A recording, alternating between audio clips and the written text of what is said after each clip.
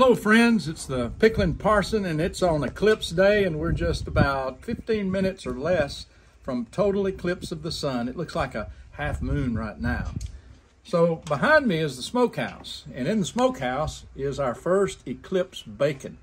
We have plain bacon, peppered bacon, bourbon bacon, and bourbon peppered bacon, all smoking, about 40 pounds of it in the Smokehouse. Now, I want to talk just a little bit about the Smokehouse that's been about 2 months under construction.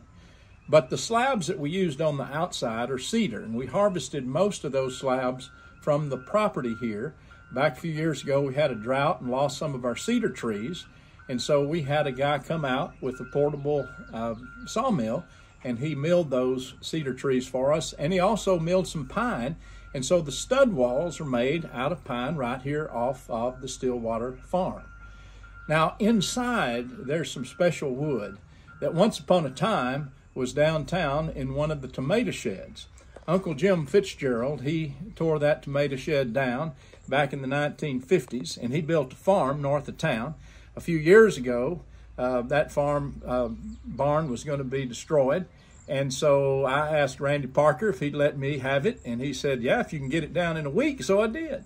And I stored the wood, and we used the wood downtown in the Stillwater Farm market store in the pavilion. And when we did away with that aspect of the pavilion, I put that wood in this smokehouse. So some of the wood inside the smokehouse is 100 years old and started as a tomato shed in downtown Chandler. And speaking of Chandler, this is the official Eclipse shirt.